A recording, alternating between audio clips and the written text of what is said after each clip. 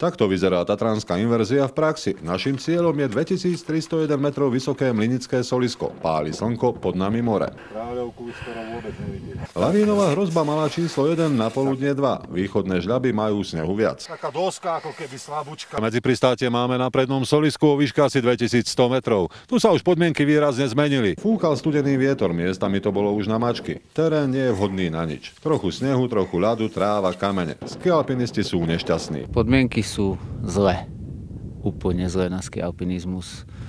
Len také núdzové lyžovanie, kto chce si vyšlape, ale všade dolinou, kosovkách, skaly trčia. Ideme ďalej cez Mlynický hrb, ďalšie sedlo a záverečné stúpanie.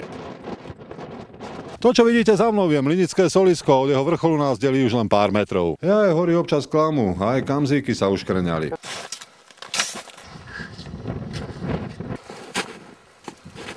Wow! Kol má dole, čo?